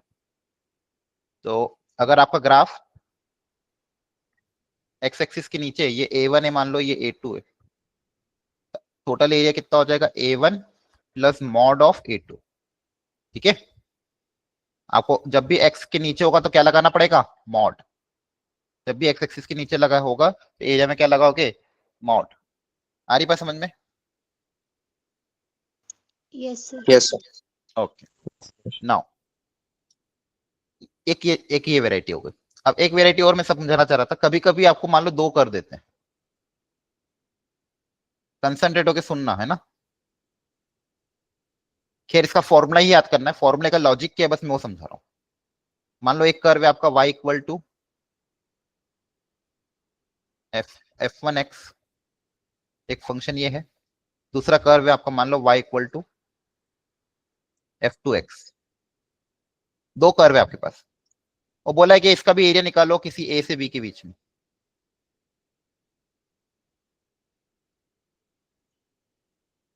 तो a से b के बीच में कौन सा एरिया आ रहा होगा? ये वाला एरिया। Yes sir. तो ये एरिया मुझे पता करना है। अब इस एरिया को पता करने के लिए देख सकते हो, अगर मान लो मैं y उस ऊपर वाले कर्व का y लूंगा। अब यहाँ पे दो दो y है आपके पास, एक मान लो ये आपका y1 है, इस वाले कर्व का ये लेंथ कितना होगा y1 है ना, और नीचे वाले कर्व का लेंथ अलग होगा y2। ये लेंथ, इस कर्व का लेंथ अलग होगा, उस कर्व का लेंथ अलग होगा। समझ में आ रहा है? इस कर्व का लेंथ आपका y1 होगा, तो आप अगर y1 dx करोगे a से b, तो आपको क्या मिल जाएगा? ये पूरा एरिया नीचे x एक्सिस तक है ना, पूरा एरिया मिल जाएगा x तक ऊपर वाले कर्व का। और जब y2 का इंटीग्रेशन करोगे a से b के बीच में, तो आपको इस ग्रीन वाले कर्व के नीचे का एरिया मिल जाएगा। तो ये व्हाइट वाला एरिया कैसे निकालेंगे? सर माइनस कर दो। इन दोनों को माइनस कर देंगे। ऑरेंज वाला ग्राफ का एरिया क्या आएगा? ऑरेंज वाला कर्व का नीचे तक, और ग्रीन वाले का क्या आएगा? ग्रीन से नीचे का। और मुझे मिडिल वाला एरिया अगर चाहिए, ये वाला एरिया, तो ये वाला एरिया कैसे मिलेगा? दोनों एरिया को क्या कर देंगे? माइनस कर देंगे। तो इसको मैं ऐसा भी लिख सकता हूँ, a से b y1 माइनस y2, है ना। यस और सर। y1 माइनस y2 है क्या बेसिकली? ये वाला, ये जो लेंथ है, ये लेंथ कितनी होगी? y1 माइनस y2 तो होगी। तो y1 माइनस y2 dx है ना। और इसको एक तरीके से और बोल सकते हैं, upper curve minus lower curve, ऐसे बोलूंगा मैं आगे से, dx a to b। Upper curve का y माइनस लोअर कर्व का y, माइनस कर देंगे तो दो कर्व के बीच का एरिया निकल जाएगा, दोनों कर्व के बीच का एरिया निकल जाएगा। समझ में आ रहा है? तो फॉर्मूला याद रखना, अपर curve minus lower curve. Clear हो गया? बोलो। अभी यस क्वेश्चन सर। और करेंगे ना, ध्यान रखना। दो कर्व के बीच का एरिया क्या आएगा? अपर curve minus lower curve. Okay, अब मान लो सेम काम अगर एक्स एक्सिस के रिस्पेक्ट में हो। एक कर्व ये रहा, मान लो y इक्वल टू g1x, और एक ये मान लो y इक्वल टू g2x। वापिस से आपको इन दोनों के एरिया पूछा गया है किसी दो पॉइंट के बीच में, y इक्वल टू b से लेके y इक्वल टू c के बीच में। और कौन सा एरिया है? ये वाला। तो वापिस आप यहाँ पे क्या लोगे? Horizontal strip. और ये जो हॉरिजॉन्टल स्ट्रिप होगी, ये बेसिकली वापिस से वही होगा, यहां से लेके यहां तक का लेंथ मान लो x1, यहां से लेके यहां तक का लेंथ आपको कितना होगा? सेकंड कर्व के लिए x2, तो ये बचा हुआ लेंथ कितना हो जाएगा? x1 minus x2। और स्मॉलर लेंथ कितना हो जाएगा? dy। तो वापस यहाँ पे एरिया क्या आएगा? इस रेक्टेंगल का area x1 minus x2 into dy। Integrate कर दोगे b से लेके c तक, तो ये वाला एरिया मिल जाएगा। जैसे वहां पे क्या था ना, वहां पे क्या हुआ था? y1 माइनस y2, यहाँ पे क्या होगा? x1 minus x2। और इसको अपन ऐसे बोल सकते हैं, right curve minus left curve dy, और लिमिट y की b से c। दोनों समझ में आ रहे हैं आपको क्या है? अभी क्वेश्चन करेंगे आप इसमें, बस कर्व की यहाँ पे दोनों कर्व की y की वैल्यू को माइनस करना है, सर और यहाँ पे दोनों कर्व की x की वैल्यू को आपको माइनस करना है। हाँ बोलो। सर ये वाला समझा देना एक बार, वर्टिकल वाला। ये वाला, नो सर वो वाला। जैसे यहाँ पे अपन ने क्या किया? y1 माइनस y2 किया, वैसे यहाँ पे भी क्या होगा? इस कर्व का मान लो x1, यहाँ तक लेंथ x1 है, यहाँ तक लेंथ x2, तो बचा हुआ लेंथ कितना होगा? x1 माइनस x2 तो होगा। इस रेक्टेंगल का एरिया कितना होगा, लेंथ इंटू विड्थ।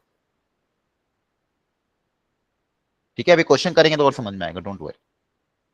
कंसंट्रेशन बस रखो क्लास में अच्छे से सब लोग। अब देखो यहां तक अपन ने क्या देखा, अगर एक्स एक्सिस के नीचे एरिया आएगा तो नेगेटिव होगा, ध्यान रखना है। तो आपको क्या लगाना पड़ेगा, मॉड। आंसर डेफिनेट इंटीग्रेशन क्या आएगा, नेगेटिव, तो एरिया निकालने के लिए मॉड लगाओगे। ठीक है,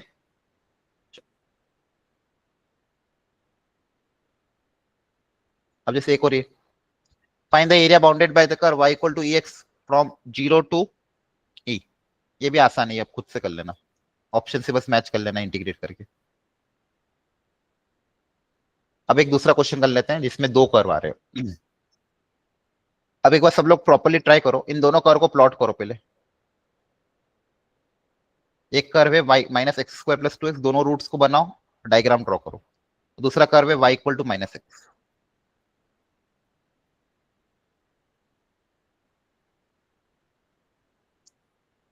दोनों कर्व दिखने में कैसे दिखेंगे, ड्रॉ करो।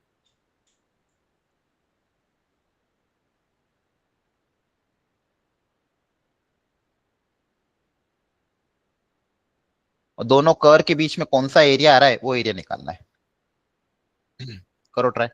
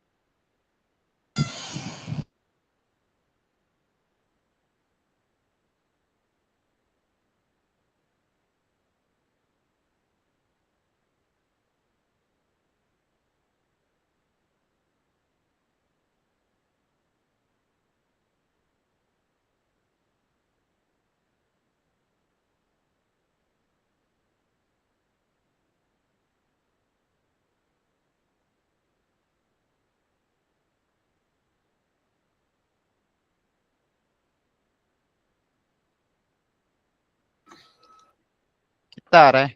ऑप्शंस देखो ABCD।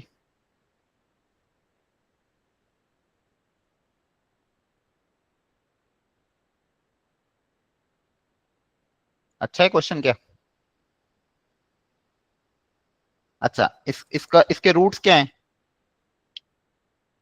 x कॉमन लोगे तो 0 2। 0 और 2 है ना? Yes sir.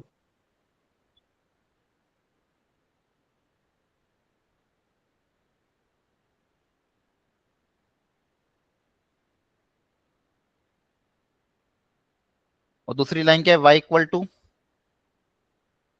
-x।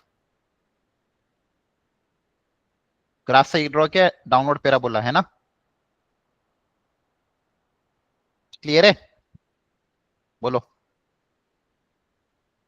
y equal to minus ऐसी कोई लाइन हो कि आगे जाके कहीं ना कहीं कर्व को मान लो इंटरसेक्ट करेगी।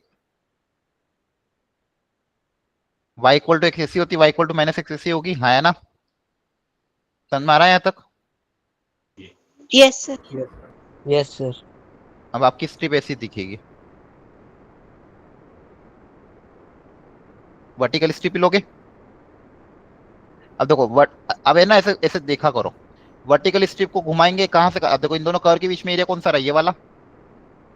अब यहाँ से लेके यहाँ तक जब मैं वर्टिकल स्ट्रिप को लेगा तो ऊपर वाला कर्व सेम है, नीचे वाला भी कर्व सेम है, तो कोई दिक्कत नहीं है। कर्व सेम होना चाहिए ऊपर नीचे। जब भी फॉर्मूला अप्लाई करोगे ऐसे सोचा करो, वर्टिकल स्ट्रिप को यहाँ से लेके यहाँ तक जब हम ले जाएंगे, यहाँ से स्टार्ट होगी यहाँ तक जाएगी, तो इस शुरू से लेके आखिरी तक ऊपर वाला हिस्सा देखो सेम है और नीचे वाला हिस्सा भी क्या है? सेम है। तो आप इंटीग्रेट डायरेक्ट कर सकते हो। अच्छा, ये वाला पॉइंट कैसे पता करें कि ये पॉइंट कैसे आएगा? जल्दी बताओ, ये वाला पॉइंट कैसे पता करें? बोलो। सर दोनों x y x to minus x और इससे दोनों को पुट कर देंगे, x टू हाँ माइनस मतलब एक्स आप पुट कर देंगे। दोनों कर्व को साथ में सॉल्व करोगे, सिर्फ इतना बताना है। यस दोनों सर। कर्व को साथ में सॉल्व करेंगे तो ये वाला पॉइंट मिल जाएगा। ये क्या है? दोनों कर्व का पॉइंट ऑफ इंटरसेक्शन ही है। तो दोनों कर्व में को साथ में, दोनों कर्व के y को इक्वेट कर दो। दोनों कर्व के अगर आप y को इक्वेट करोगे तो आपको पता चल जाएगा दोनों कर्व कहाँ कहाँ पे इंटरसेक्ट कर रहे हो। तो ये आ जाएगा x² + 3x -x² + 3x = 0। तो यहाँ से दो फैक्टर क्या बनेंगे? x = 0,3 है ना? तो ये दोनों कर्व 0 पे इंटरसेक्ट करेंगे और 3 पे। तो 0 पे तो ऑलरेडी इंटरसेक्ट कर रहा है, दूसरा पॉइंट क्या आ जाएगा? 3। तो आपको इंटीग्रेट कहां से कहां तक करना पड़ेगा? 0 से 3 तक। और वर्टिकल स्ट्रिप है तो y dx। समझ में आ रहा है यहां तक? बोलो। अब यहाँ पे y क्या होगा? देखो ऊपर वाले कर्व की लेंथ मान लो y1 है ना, और नीचे वाले कर्व की लेंथ क्या है? y2। बोलो। ऊपर वाले कर्व की लेंथ क्या है? y1। नीचे वाले कर्व की लेंथ क्या है? y2। लेंथ कैसे मेजर करते हैं? एक्स एक्सिस से तो मेजर करते हैं, हाँ है ना? यस। अब देखो यहाँ पे बहुत कंफ्यूजन होता है बहुत बार बच्चों को कि यहाँ पे जो y dx का जो फॉर्मूला है, इसमें y1 + y2 लेंगे या अपर कर्व माइनस लोअर कर्व लेंगे, क्या लेंगे? ये आप सोच के थोड़ा सा मुझे अब कैलकुलेट करके आंसर निकालो, बताओ क्या आंसर है। यहाँ तक समझ में आ गया? देखो डायग्राम ड्रॉ किया है, कर्व को एरिया कौन सा होगा ये समझ में आया? 0 से 3 के बीच में विजुलाइज कर पा रहे हो? हेलो? यस। Yes sir. ठीक है, अब जल्दी से कैलकुलेट करके बताओ आंसर क्या आएगा और जस्टिफिकेशन देना मुझे। लगाओ दिमाग।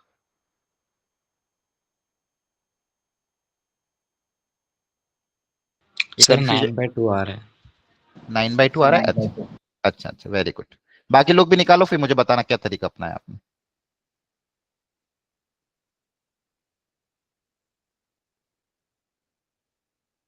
क्या फॉर्मूला मेरा चेंज होगा? अपर कर्व माइनस लोअर कर्व में कर सकता हूँ या नहीं कर सकता हूँ, या फिर क्या करेंगे?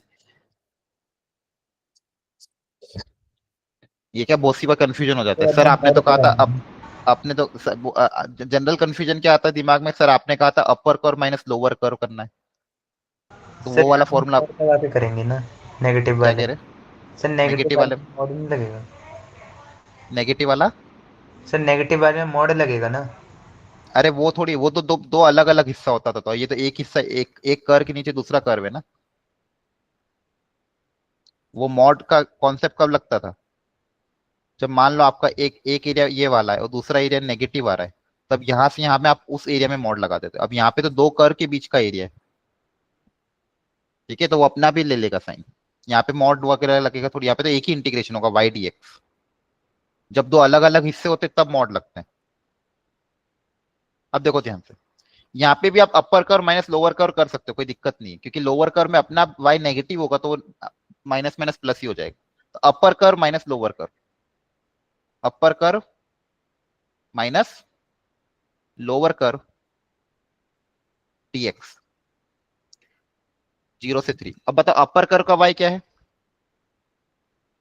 बोलो ऊपर वाले कर्व कौन सा है, व्हाइट वाला, minus x square plus 2x, minus lower curve का y कितना है, सर -x। माइनस एक्स से, ठीक है। तो वो अपने आप ही साइन लेकर, आपको घबराने की जरूरत नहीं, आप एक ही फॉर्मूला अप्लाई करो, अपर curve minus lower curve dx। Clear है। अब इसको सिंप्लीफाई कर लो, यहाँ पे साइड में कर रहा हूँ। 0 to 3 क्या आ जाएगा, minus of x square 2x plus x plus का 3x dx, इंटीग्रेशन हो जाएगा minus x cube by 3 plus 3x square by 2, 0 to 3, 0 to 3 करो। अब एक बार अपर लिमिट रख दोगे, अपर लिमिट रखो इसके अंदर, अपर लिमिट रखोगे तो यहाँ पे कितना आएगा, -27/3, -27/3 मतलब माइनस का 9 प्लस, यहाँ पे अपर लिमिट रखोगे तो 3 3 9, 9 3 27, 27/2 माइनस लोअर लिमिट, तो आपका फाइनल आंसर क्या आएगा, 27/2 माइनस 9। एलसीएम ले लोगे तो 27 माइनस 18/2 कितना आ जाएगा, 9/2। क्लियर हो रहा है, बोलो। और आप ऐसे भी कर सकते थे, y1 प्लस y2 भी कर, मतलब बेसिकली y1 मतलब y की लेंथ, तो लेंथ को पॉजिटिव मानते हैं फिर। तो अगर आपको ऐसा लिखना था तो y1 प्लस y2 करके भी कर सकते हैं, फिर वहां पे ध्यान के रखना लेंथ ले रहे हो तो पॉजिटिव लेना पड़ेगा। तो y2 को क्या लेते हैं, x के बराबर, और y1 को क्या लेते हैं, इसके बराबर। y2 की वैल्यू क्या लेते हैं, प्लस x, है ना। इससे अच्छा इसमें कंफ्यूजन क्रिएट ना हो, इसलिए एक ही फॉर्मूला रिमेंबर करो, अपर कर्व माइनस लोअर कर्व, अपर कर्व माइनस लोअर कर्व करके इंटीग्रेट कर देंगे। क्लियर है। सर हाँ सर इसके एरिया को हम अगर ऐसे बोलेंगे कि y equal to minus x वाला है, इसका एरिया माइनस कर्व का 2 से 3, तो वो नहीं आ पाएगा ना क्या कह रहे हो आप, सर। स्ट्रेट लाइन पे जो आ रहा है 0 से 3 -2 से 3 कर्व का, तो वो तो ऊपर वाला रह जाएगा क्या उसमें। हाँ उस ऊपर वाला रह जाएगा, क्योंकि अगर आप मान लो सिर्फ y इक्वल टू एक्स का करोगे तो ये नीचे वाला हिस्सा आएगा, पूरा नीचे का रेक्टेंगल का हिस्सा आएगा। रेक्टेंगल में से आप इतना वाला पार्ट माइनस करोगे तो फिर ये रह जाएगा, फिर आपको इस पार्ट को ऐड करना पड़ेगा, इस ओके कर्व सर। को 0 से 2 में। क्योंकि y इक्वल टू एक्स का सिर्फ simple y equal to x का 0 से 3 में क्या आएगा, ये नीचे जो ट्राइंगल है उस ट्राइंगल का एरिया, उस ट्राइंगल में से आप यस अगर ये वाला हिस्सा माइनस करोगे तो आपके पास ये वाले बच जाएगा, फिर ऊपर वाला आपको ऐड करना पड़ेगा। क्लियर हो रहा है, यस। यहां तक समझ में आया थोड़ा बहुत, ठीक है। हाँ, अब थोड़ा सा देखो, ये जो क्वेश्चन है इनइक्वालिटी वाले ये बहुत आते हैं। अब ये टफ नहीं है, कॉन्सेप्ट इजी ही है, बस थोड़ा सा समझने की कोशिश करो कैसे समझाया जाएगा। अब यहाँ पे आपको पहले देखना है, दो कर्व है, दो इनइक्वालिटी है, कंसंट्रेट होकर सुनना। एक ये है, एक हिस्सा ये है और दूसरा हिस्सा ये है। दोनों को पहले अलग अलग लिख लो। पहली इनइक्वालिटी क्या है, 3x² less than equal to 4y। अब सबसे पहले इस कर्व को प्लॉट करना पड़ेगा। क्या करना पड़ेगा, इस कर्व को प्लॉट। तो कर्व को प्लॉट करने के लिए इसको इक्वालिटी में कन्वर्ट करेंगे, तो कर्व क्या हो जाएगा, 3x² इक्वल टू 4y, या फिर y² इक्वल टू 3/4x²। ये पहला कर्व हो गया। अब मुझे दिख रहा है y इक्वल टू x² है, तो ये पैराबोला है ना। y इक्वल टू x² क्या है, पैराबोला है। ये पहला कर्व। दूसरा कर्व देख लेते हैं, 4y less than equal to 6x plus 24। इसको भी कर्व में कन्वर्ट करेंगे तो 4y equal to 6x plus 24। तो यहाँ से 2 से डिवाइड करोगे तो कितना आएगा, 2y equal to 3x plus 12। तो ये एक स्ट्रेट लाइन है। ये दोनों कर्व मिलकर, पहले इन दोनों कर्व को प्लॉट करेंगे, फिर देखेंगे इनइक्वालिटी में क्या क्या आ रहा है। तो पहले इन दोनों कर्व को प्लॉट करते हैं। एक स्ट्रेट लाइन है और एक पैराबोला है। स्ट्रेट लाइन को प्लॉट करने के लिए कोई भी 2 पॉइंट ढूंढ लो लाइन के ऊपर, तो स्ट्रेट लाइन प्लॉट हो जाती है ना। स्ट्रेट लाइन प्लॉट करना आनी चाहिए।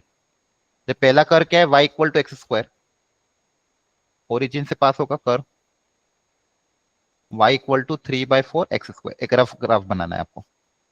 दूसरा आपका स्ट्रेट लाइन है, तो स्ट्रेट लाइन को प्लॉट करने के लिए आप इस पे कोई भी 2 पॉइंट पता कर लो।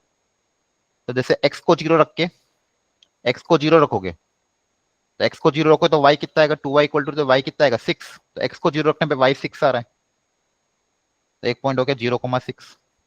y को 0 रखने पे, x कितना आ जाएगा, 3x इक्वल टू -12। तो x इक्वल टू -4, तो 0 -4,0। ये समझ आया ना पॉइंट कैसे निकालते हैं, आया ना। यस। ठीक है, ये स्ट्रेट लाइन को प्लॉट कर दिया और ये कर्व को प्लॉट कर दिया। अब स्ट्रेट लाइन और कर्व प्लॉट कर दिया। अब मुझे पहले ये पता करना पड़ेगा कौन सा रीजन है। देखो इनइक्वालिटी एक रीजन को रिप्रेजेंट करती है, ध्यान रखना। इनइक्वालिटी क्या रिप्रेजेंट करती है, एक रीजन को। आपके 9th में भी ये कॉन्सेप्ट था, सॉरी 9th नहीं, 11th में, और अभी 12th में भी इनइक्वालिटी का चैप्टर स्कूल में है। अब ये रीजन कौन सा होगा, तो आप कोई भी एक पॉइंट रख के देखो उस रीजन का, अगर उसको सेटिस्फाई कर रहा होगा तो वो वाला रीजन होगा। अच्छे समझो, देखो हल्का सा मैं इसको एक्सप्लेन कर रहा हूँ इनइक्वालिटी को। जैसे मान लो आपको दिया है 3x minus Y equal to 12, और यहाँ पे कोई भी इनइक्वालिटी ले लेते हैं। आपको जो इनइक्वालिटी लेना वो इनइक्वालिटी लो। मान लो मैंने ले लिया ग्रेटर देन इक्वल टू, तब ये कौन सा देखो इक्वालिटी रहती तो एक कर्व को रिप्रेजेंट करती, इक्वालिटी कर्व को रिप्रेजेंट करती, इनइक्वालिटी एक रीजन को रिप्रेजेंट करती। अब ये कौन सा रीजन होगा पता कर लेते हैं। तो कैसे पता करेंगे, पहले इसको प्लॉट करना पड़ेगा। तो x को 0 रखोगे तो y आएगा -12, y को 0 रखने पे x कितना आ रहा है 4। तो ये लाइन बना दी। अब ये जो लाइन है, आप ध्यान से देखो, ये पूरी जो लाइन है इनफाइनाइट तक जाएगी। ये पूरी लाइन इस पूरे प्लेन को 2 हिस्सों में डिवाइड कर रही है, एक ऊपर वाला हिस्सा और एक नीचे वाला हिस्सा। हमेशा ऐसा ही होगा। एक जो कर्व होगा, जो भी कर्व आप ड्रॉ करोगे, वो जो कर्व है उस पूरे प्लेन को 2 हिस्सों में डिवाइड करेगा, एक इसके ऊपर वाला हिस्सा और एक उसके नीचे वाला हिस्सा। यहाँ पे भी एक ऊपर हिस्सा एक नीचे। अब आपका जो इनइक्वालिटी होगा, दोनों में से कोई एक रीजन होगा, या तो ऊपर वाला होगा या तो नीचे वाला होगा। अब कैसे पता करें कौन सा रीजन है, तो जो भी उस पॉइंट का रीजन उसको सेटिस्फाई करेगा तो वो वाला रीजन। अगर मान लो, जैसे मान लो यहाँ का कोई भी एक रैंडम पॉइंट मैंने इसमें रख के देख लिया, अगर वो पॉइंट इसको सेटिस्फाई कर रहा है तो वो वाला रीजन होगा। अगर वो पॉइंट इसको सेटिस्फाई नहीं कर रहा है तो वो वाला रीजन नहीं होगा। ठीक है, तो आप कोई भी एक पॉइंट, कोई भी अपनी मर्जी का एक पॉइंट इसमें रख के देखो और चेक करो कि सेटिस्फाई कर रहा है कि नहीं कर रहा है। तो जैसे यहाँ पे सबसे आसान पॉइंट मुझे दिख रहा था ओरिजिन, तो मैंने ओरिजिन रख के देख लेते हैं। आप कोई भी रख सकते हो, इधर का भी कोई पॉइंट, इधर का भी कोई पॉइंट। उस कर्व के अलावा कोई भी एक पॉइंट रख के देखते हैं इसमें। तो इसमें कर्व में रख लेके देख लेते हैं, x की जगह 0, y की जगह 0 रख के देखते हैं ओरिजिन इसको सेटिस्फाई कर रहा है कि नहीं कर रहा है। तो 0 - 0 ग्रेटर देन इक्वल टू 12, तो 0 ग्रेटर देन इक्वल टू 12। तो क्या पॉसिबल है, क्या 0 12 से बड़ा हो सकता है क्या? No. No no sir. Sir. तो ओरिजिन इज नॉट सेटिस्फाइंग। तो ओरिजिन सेटिस्फाई नहीं कर रहा, मतलब बिना ओरिजिन वाला, मतलब कौन सा रीजन होगा, ये वाला। तो कौन सा रीजन रिप्रेजेंट करेगा, ये जो इनइक्वालिटी है इस रीजन को रिप्रेजेंट करेगी। समझ में आ रहा है? Yes sir. ठीक है, एक छोटा सा एग्जांपल और लो फटाफट। y square less than equal to 2x है मान लो, इसको आप प्लॉट करेंगे तो ये कर्व आएगा। ये कर्व की इक्वेशन के y square equal to 2x है। अब इनइक्वालिटी रीजन को रिप्रेजेंट करेगी, या तो इस कर्व के अंदर वाला रीजन होगा या इस कर्व के बाहर वाला, दोनों में से कोई एक होगा। तो पता करना है तो कोई भी एक पॉइंट रख के देख लो, कोई भी एक रैंडम पॉइंट उठा लो। मान लो यहाँ पे कोई पॉइंट होगा, यहाँ पे पॉइंट कौन सा हो सकता है, यहाँ पे कोई भी पॉइंट 1,0 आएगा ही सही। तो 1,0 इसमें रख के देख लेते हैं। x की जगह 1, y की जगह 0 जब रखा, तो 0 का square less than equal to 2 into 1, तो 0 लेस देन इक्वल टू 2। तो 0 तो 2 से कम होता ही है, सेटिस्फाई कर रहा है। Yes sir. सेटिस्फाई कर रहा मतलब इस कर्व के अंदर वाला रीजन होगा। ऐसे हमको पता करना पड़ेगा इनइक्वालिटी में कौन सा रीजन है। और जब भी यहाँ पे 2 इनइक्वालिटी आएगी तो तो आपको कॉमन रीजन पता करना पड़ेगा। क्या पता करना पड़ेगा? कॉमन रीजन कौन सा आ रहा है। अब यहाँ पे एक बार करके देखते हैं। अब स्ट्रेट लाइन यहाँ पे बनी है ब्लू वाली। अब या तो इस स्ट्रेट लाइन के ऊपर वाला रीजन होगा या स्ट्रेट लाइन के नीचे वाला रीजन होगा, दोनों में से कोई एक रीजन होगा। तो अपन एक काम करते हैं, ओरिजिन रख के देख लेते हैं। ओरिजिन के अंदर वाला रीजन है, ओरिजिन के ऊपर वाला रीजन है। तो यहाँ पे अगर मैं 4y less than equal to 6x plus 24 है, इसमें ओरिजिन रख के देखता हूँ। ओरिजिन रखोगे तो 0 लेस देन 24, तो 0 लेस देन 24 ट्रू है, मतलब ओरिजिन के वाला रीजन होगा, तो मतलब इस स्ट्रेट लाइन के नीचे वाला। क्लियर हो गया? Yes sir. सेम काम इस कर्व के लिए देख लेते हैं, या तो इस कर्व के अंदर वाला होगा या कर्व के बाहर वाला। अब देखो कर्व तो ऑलरेडी ओरिजिन से पास कर रहा है, तो कौन सा पॉइंट रखें? मान लो ये पॉइंट रख लेते हैं। कर्व के अंदर एक पॉइंट है 0,6, तो 0,6 रख के देखते हैं। तो y की जगह 6। अच्छा, अपनी इनइक्वालिटी कहाँ थी? ये रही इनइक्वालिटी। क्या है? 3x square less than equal to 4y। तो इसमें 0,6 सेटिस्फाई करके देखते हैं, इसको सेटिस्फाई कर रहा है कि नहीं कर रहा है। तो x की जगह 0, y की जगह 6, तो 0 लेस देन 24 सेटिस्फाई कर रहा है, मतलब इस कर्व को पॉइंट, इस कर्व के अंदर वाला पॉइंट, तो मतलब इस कर्व के अंदर। अब इन दोनों के बीच में कॉमन रीजन कौन सा आ जाएगा? ये वाला। क्लियर है? अब आप यहाँ पे ध्यान से बताओ, वर्टिकल स्ट्रिप लेने में फायदा है कि हॉरिजॉन्टल स्ट्रिप लेने में फायदा है? देखो हॉरिजॉन्टल स्ट्रिप लोगे तो ऊपर से लेके नीचे तक left curve right curve change होता जा रहा है। देखो यहाँ पे लेफ्ट कर्व अलग है, यहाँ पे लेफ्ट कर्व अलग है, तो प्रॉब्लम आ जाएगी। मतलब आपको फिर तोड़ना पड़ेगा इस पॉइंट के अबाउट, क्योंकि यहाँ से लेके यहाँ तक अगर आप हॉरिजॉन्टल स्ट्रिप लेके चलोगे तो इधर तो कोई दिक्कत नहीं, लेकिन इस साइड में कर्व क्या हो रहा है? चेंज हो रहा है। तो कर्व जब चेंज होता है तो फिर आपको लिमिट को ब्रेक करना पड़ेगा हॉरिजॉन्टल स्ट्रिप में। और अगर वर्टिकल स्ट्रिप लोगे, वर्टिकल स्ट्रिप लेके सोचोगे, तो वर्टिकल स्ट्रिप अगर सोचना है तो वर्टिकल स्ट्रिप में देखो, वर्टिकल स्ट्रिप में ऊपर और नीचे कर्व क्या सेम आ रहा है? क्या स्टार्टिंग से लेके एंड तक ऊपर और नीचे कर्व अगर सेम आ रहा है तो वर्टिकल स्ट्रिप लेके सॉल्व कर लो, उससे कैलकुलेशन आपको आसान रहेगी, आपको अपने लिमिट को ब्रेक नहीं करना पड़ेगा। तो वर्टिकल स्ट्रिप अगर मैं सोचूंगा तो वर्टिकल स्ट्रिप में देखो यहां से लेके यहां तक ऊपर वाला कर्व सेम ही है, हाँ है ना, और यहां से लेके यहां तक नीचे वाला कर्व भी सेम है, तो मैं डायरेक्ट इंटीग्रेट कर दूंगा upper curve minus lower curve. बोलो। Yes sir. तो यहाँ पे वर्टिकल स्ट्रिप लेने में फायदा है, क्योंकि देखो घुमा के देखा करो, मैंने क्या कहा, जहां से स्टार्ट करो और एंड तक घुमा के देखो, ले जाओ यहां से लेके यहां तक पूरे कर्व में, इस पॉइंट से लेके इस पॉइंट तक अपर कर्व पूरा सेम है और लोअर कर्व पूरा सेम है, तो आप डायरेक्ट इंटीग्रेट कर सकते हैं। अच्छा, अब ये वापस से ये दोनों पॉइंट पता करने का तरीका क्या है? दोनों कर्व को साथ में सॉल्व करो।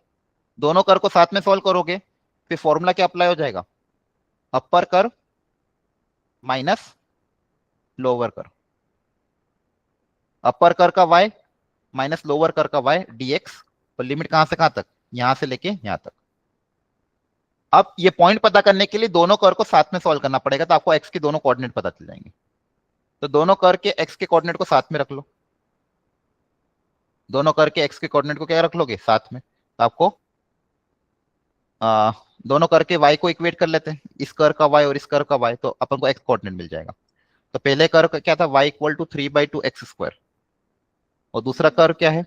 2y equal to 3x plus 12। इन दोनों कर्व को साथ में सॉल्व करना है, तो y की वैल्यू उठा के यहाँ रख लेते हैं। तो 2 इंटू 3/4 था। 3/4 था। Okay thank you. y into 3/4 x² equal to 3x plus 12। देखो x में क्वाड्रेटिक मिल गई है, तो 3x² इक्वल टू 6x। एक मिनट, कहीं कैलकुलेशन एरर तो नहीं है? देख लेना। ये 2 उधर जाके मल्टीप्लाई हो जाएगा 24, 3 कॉमन आ जाएगा, है ना। x² माइनस का 2x माइनस का 8 इक्वल टू 0, x² माइनस का 4x प्लस का 2x माइनस का 8 equal to 0, x minus 4 x plus 2 equal to 0, तो x इक्वल टू -2,4। तो x की दो वैल्यू है -2,4, मतलब ये दोनों कर्व -2 और 4 पे इंटरसेक्ट करेंगे। समझा ना? दो कर्व को साथ में सॉल्व तो कर सकते हो, हाँ है ना? बताओ। Yes sir. तो सर हाँ सर हम चेक करेंगे कि कौन से साइड वाला एरिया आ रहा है, तो वो हम जैसे दो कर्व दे रखे हैं तो दोनों को चेक करेंगे। मतलब सर जैसे हमने वैल्यू पुट करके चेक करा था ना कि ये सेटिस्फाई कर रहा है कि नहीं कर रहा है। हाँ, दोनों कर्व की इनइक्वालिटी को चेक करना पड़ेगा ना। दोनों कर्व, जैसे सबसे पहले फिर स्ट्रेट लाइन के लिए चेक किया तो स्ट्रेट लाइन के नीचे वाला हिस्सा था, स्ट्रेट लाइन के नीचे वाला हिस्सा। फिर कर्व के लिए चेक किया तो कर्व के ऊपर वाला हिस्सा, तो कर्व के ऊपर लाइन के नीचे दोनों का कॉमन हिस्सा लिया। Okay sir. दोनों का कॉमन रीजन लेना है। दोनों इनइक्वालिटी का पहले दोनों इनइक्वालिटी का रीजन अलग अलग देखना है, फिर दोनों में कॉमन कौन सा आ रहा था, ये बीच वाला हिस्सा। तो इस बीच वाले हिस्से का एरिया निकाल रहे हैं। अब इस बीच वाले हिस्से के लिए वर्टिकल स्ट्रिप ले लिए, अपर कर माइनस लोअर कर। लोअर कर पूरा सेम है, नीचे वाली स्ट्रिप के लिए लोअर कर पूरा क्या है, एक ही आ रहा है, -2 से 4। अब बस अपर कर माइनस लोअर कर कर दो, अपर कर का y माइनस लोअर कर का y। तो देखो अपर कर में क्या आ रहा है, स्ट्रेट लाइन। तो अपर कर का y कितना है, 3x प्लस 12/2, ये अपर कर। माइनस लोअर कर, लोअर कर का y क्या है, 3/4x²। dx कहां से कहां तक इंटीग्रेट करना है, -2 से 4 तक। आगे आंसर देखो, टफ नहीं है। इसके बाद इंटीग्रेशन भी बहुत आसान है, बस कैलकुलेशन प्रॉपर्ली करना पड़ेगा। आपको समझ में आ रहा है, स्टार्टिंग में थोड़ा सा दिखेगा, लेकिन ये चैप्टर में अगर इजी मीडियम लेवल का क्वेश्चन आया तो डुएबल है। ठीक है, आपको बस कर्व पता करना है, ढंग से प्लॉट करना है, दोनों कर्व को साथ में सॉल्व करके कोऑर्डिनेट्स पता करने हैं, और कहाँ पे इंटरसेक्ट कर रहे हैं, कहां से कहां तक एरिया करना है, वो आपका आ जाएगा। क्या ये समझ में आ रहा है? Yes sir. यस। कितना आ रहा है, 27 कितना, सुमित और प्रिंस 27 आ रहा है आपका? ठीक है, तरीका समझ में आया सबको कि नहीं आया? बोलो। यस सर आ गया। ठीक है, अब सुनो मेरी बात, बहुत इंपॉर्टेंट है। आज मैंने देखो एक्चुअली ये पूरा चैप्टर हो गया है, देखा जाए तो थ्योरी इतनी ही है, और बस प्रैक्टिस करनी है। समझ में आ रहा है आपको? एक ही लेक्चर में पूरी थ्योरी निपट गई है। आपके स्कूल में हो गया था ये चैप्टर? ठीक है, नो नो सर। कोई बात नहीं, थोड़ा बहुत तो समझ में आया होगा क्या समझाया है। प्रैक्टिस करोगे तो और आ जाएगा, आया ना? Yes sir. ठीक है, आप घर जाके क्या करना है, सुनो ध्यान से। ये आपकी एनसीईआरटी है, बहुत अच्छे से इन्होंने थ्योरी एक्सप्लेन करी गई है, बहुत फंडामेंटल वे में अच्छे से थ्योरी एक्सप्लेन करिए। पढ़ना आज घर जाके, जो जो मैंने पढ़ा है वो ये देखो। यहाँ इन्होंने नीचे एरिया मॉड लेंगे, यहाँ पे हॉरिजॉन्टल स्ट्रिप ली है, यहाँ पे वर्टिकल स्ट्रिप ली है। हॉरिजॉन्टल वर्टिकल, जब अगर एक्स एक्सिस के नीचे एरिया है तो मॉड लोगे। तो पूरा प्रॉपर्ली पढ़ना। दो अगर एरिया है तो पहले ये इस वाले हिस्से का एरिया निकालोगे, फिर इसका एरिया निकालोगे, ऐड करोगे, नेगेटिव वाले एरिया का मॉड लेके करोगे। ये सर्कल वाला आज समझाया था, ठीक है? इन्होंने दोनों से सॉल्व करा है, वर्टिकल स्ट्रिप से भी सॉल्व करके दिखाया है, हॉरिजॉन्टल स्ट्रिप से भी सॉल्व करके दिखाया है। फिर इलिप्स का एरिया भी सेम तरीके से निकलवाया है, और फिर 4 से मल्टीप्लाई कर दिया। और एरिया ऑफ इलिप्स याद भी रखना, बहुत काम आता है। एरिया ऑफ इलिप्स का फॉर्मूला क्या होता है, पाई ए इनटू बी। फिर इन्होंने देखो एक वर्टिकल हॉरिजॉन्टल पे और एग्जांपल। अब देखो यहाँ पे मैं जो बता रहा था, कभी कभी कर्व चेंज होगा। जैसे यहाँ पे देखो, यहाँ पे दो चीजें थी, y=x और सर्कल। तो यहां से यहां तक तो स्ट्रेट लाइन थी, फिर बाद में कर्व हो गया, तो आपको इंटीग्रेशन की लिमिट भी तोड़नी पड़ेगी। 0 से लेके पहले यहां तक इंटीग्रेट करोगे 4 तक, ये पॉइंट M4 पे आ रहा है। 0 से 4, फिर 4 से 4√2। 0 से 4 में y कौन सा है, y की जगह x आ जाएगा, और 4 से 4√2 में y की जगह क्या आ जाएगा, कर्व वाला। तो जब भी आपका कर्व चेंज हो रहा है तो आपको लिमिट को ब्रेक करना पड़ेगा। देखो ध्यान से, पहले 0 से 4 इंटीग्रेट कर दिया, फिर 4 से 4√2 इंटीग्रेट कर दिया, फिर दोनों को ऐड कर दिया। समझ में आ रहा है? ये 0 से 4√2 का एरिया निकालना था, तो यहाँ पे पहले स्ट्रेट लाइन के वाला एरिया लिया, फिर कर्व के नीचे वाला एरिया, और दोनों को क्या कर दिया, ऐड कर दिया। तो जब भी कर्व चेंज होगा अपने लिमिट को भी आपको ब्रेक करना है, ठीक है? अब आपको ये सर समझना है 8.1, एक एक क्वेश्चन को ढंग से सॉल्व करना, फाइनल आंसर पीछे से मैच करवाना। अच्छा, दो जैसे मान लो दो क्वेश्चन सेम, जैसे ये दोनों क्वेश्चन सेम है, तो एक कोई एक सॉल्व करके मैच करा लेना, दूसरा मत करना, टाइम बच जाएगा। आपको दो क्वेश्चन जो सेम लग रहे हैं उनको छोड़ देना। फिर यहाँ पे एरिया अंडर 2 कर, अपर कर माइनस लोअर कर, लेफ्ट कर माइनस राइट कर। ये सॉल्व एग्जांपल पे अच्छे से ट्राई करना। जैसे यहाँ पे भी देखो, यहाँ पे भी 0 से 4 तक एक कर्व, फिर 4 के बाद कर्व चेंज हो गया है, तो पहले 0 से 4 इंटीग्रेट करोगे, फिर 4 से 8 इंटीग्रेट करोगे। हाँ है ना? 0 से 4, फिर 4 से 8, क्योंकि कर्व चेंज हो रहा है। ये सारे सॉल्व एग्जांपल को ट्राई करना। देखो ये भी बहुत अच्छा क्वेश्चन है। अब इन्होंने कोऑर्डिनेट दे दिया है, लेकिन आपको क्या चाहिए, इक्वेशन। तो पहले आप कोऑर्डिनेट से लाइन की इक्वेशन निकालोगे, ए बी की इक्वेशन निकालोगे, बीसी की इक्वेशन निकालोगे, एसी की इक्वेशन निकालोगे। फिर क्या करोगे, ए बी का एरिया प्लस बीसी का एरिया निकाल के माइनस एसी का एरिया कर दोगे, है ना। ए बी का एरिया कौन सा आएगा, ए बी के नीचे वाला। बीसी का एरिया कौन सा आएगा, बीसी के नीचे वाला। तो ए बी प्लस बीसी का एरिया माइनस एसी का एरिया। आई बात समझ में। अब एरिया निकालने के लिए कर की इक्वेशन चाहिए, कर मतलब इस स्ट्रेट लाइन की इक्वेशन। अब लाइन की इक्वेशन कैसे निकालते हैं, y minus y one equal to m x minus x one. इससे ये क्वेश्चन भी हो जाएगा। दोनों कर के बीच में एरिया वापस से यहाँ पे देखो ब्रेक करना पड़ेगा। यहाँ पे अगर आप हॉरिजॉन्टल स्ट्रिप लोगे तो जल्दी हो जाएगा, क्योंकि हॉरिजॉन्टल स्ट्रिप में देखो राइट कर और लेफ्ट कर एक जैसे ही, तो यहाँ पे हॉरिजॉन्टल स्ट्रिप लेके सॉल्व कर लेना। क्या लेना, हॉरिजॉन्टल स्ट्रिप।